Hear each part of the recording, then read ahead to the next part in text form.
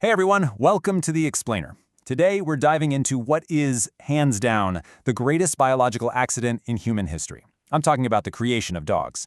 Now, if you're sitting there thinking we purposely engineered our perfect best friends from scratch, well, you're in for a massive surprise. We're going to unpack the fascinating science of domestication, and specifically we're going to look at how a mind-blowing experiment in Siberia actually unlocked the secret behind why your dog looks and acts the way it does. Okay, let's dive into this. Imagine you're a human living 30,000 years ago. It's the Ice Age. You're part of this tiny hunter-gatherer band, maybe 20, 50 people tops. You're slow, you're vulnerable, and that howling you hear just beyond the firelight? Yeah, that belongs to massive, terrifying pack hunters, with literally bone-crushing jaws. Wolves were absolute monsters of the dark. But fast forward to today, right? We share the planet with over 900 million dogs.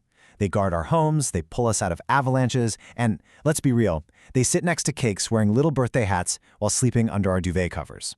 So how on earth did we get from a terrifying apex predator to a bumbling, pampered house pet? Well, here's the kicker. No human tribe ever sat around a campfire and just decided to invent a fluffy animal that plays fetch. Actually, the crucial point here is that humans didn't domesticate wolves. Wolves kind of domesticated themselves. Think about it.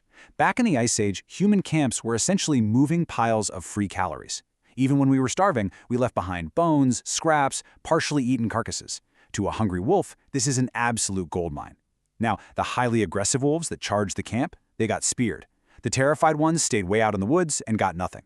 But the bold ones, the slightly friendlier, less fearful wolves, they crept a little closer. They ate the leftovers. Over thousands of generations, evolution simply rewarded their personality. The calmer wolves didn't have to risk their lives hunting dangerous prey. They just followed us. Survival of the fittest became, well, survival of the friendliest. But this introduces a totally profound biological paradox. We just established that evolution was filtering these ancient wolves purely based on behavior, right? Friendliness, lower aggression, less fear. But as these ancient wolves became friendlier, they didn't just change how they acted. They completely, physically transformed. They started looking way less intimidating. But why? How does an invisible behavioral shift in an animal's brain lead to drastically different bone structure, smaller jaws, and just totally different physical traits? To solve this exact mystery, we've got to jump forward in time to the year 1959. This is the year that gave us the ultimate scientific proof of how dogs evolved. In 1959, a Soviet geneticist named Dmitry Belyaev launched this groundbreaking, decades-long experiment out in Siberia. And he didn't use wolves, he used foxes. Belyaev wanted to figure out the exact mechanics of domestication. And to do it, he was going to try and recreate the evolution of the dog in real time right in front of the whole scientific community. So Belyaev instituted one incredibly strict rule for his experiment. Every single generation, he would only select the tamest, least aggressive foxes for breeding. That's it. He absolutely did not train them, no tricks, no rewarding specific actions, and he definitely didn't try to change how they looked. He simply measured their biological fight-or-flight response to humans, picked the calmest ones, and bred them together, over and over again, just to see what evolution would do when you isolate a single behavioral trait. And this brilliantly illustrates what happened next. Within just a few decades, he recorded astonishing results. Behaviorally, exactly as expected, the foxes started acting remarkably like dogs. They wagged their tails, whined for attention, licked the researchers' hands, the whole 9 yards. But physically, something entirely unintended happened. Without ever breeding for appearance, their bodies changed dramatically. Their ears went from rigid to floppy, their snouts physically shortened, their fur developed these random patches of white, and their tails even began to curl up. By selecting only for a friendly personality, Belyaev had accidentally altered their entire physical anatomy. Now, this accidental transformation builds into a major biological concept known as domestication syndrome. What Belyaev's foxes proved is that when you breed mammals for tameness and low aggression, a specific suite of unintended physical traits automatically tags along in their genetics. You get the softer faces, the smaller jaws, the patchier fur, the floppier ears, and this happens across multiple species, not just foxes or dogs.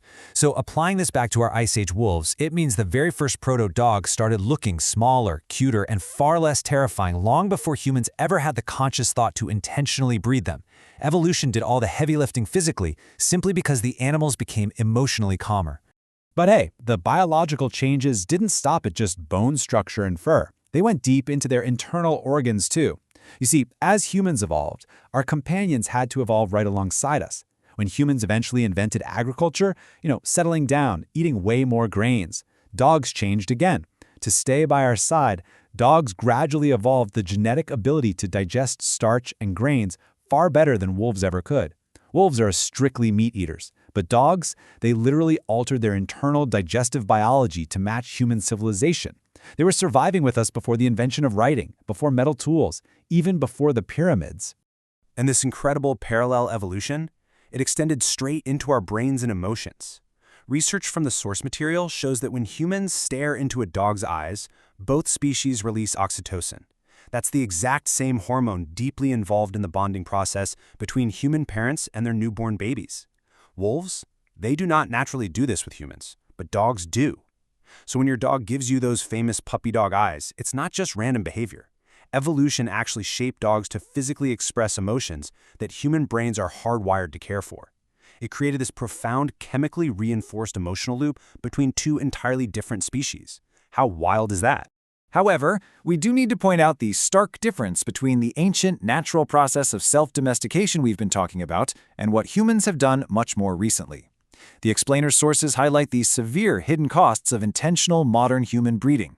As humans took total control over breeding for extremely specific, exaggerated aesthetic traits, dogs lost a lot of their natural resilience. Today, pugs significantly struggle to breathe because of their flattened faces.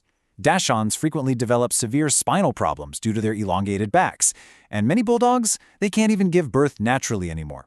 It's a really sharp contrast between the robust proto-dogs shaped by natural survival and the serious medical challenges faced by modern breeds shaped by human design. Despite those modern complications, though, the core foundation of our relationship remains deeply moving. Take a look at this remarkable archaeological discovery from Germany. In a grave dating back 14,000 years, researchers found a man, a woman, and a dog buried carefully beside them. But here's the really incredible part. The dog had suffered from a severe illness as a puppy, yet it survived for weeks or months afterward. What does that mean?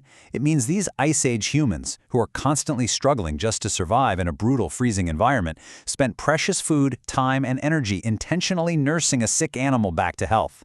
By this point, the dog was no longer just a living alarm system or a hunting tool.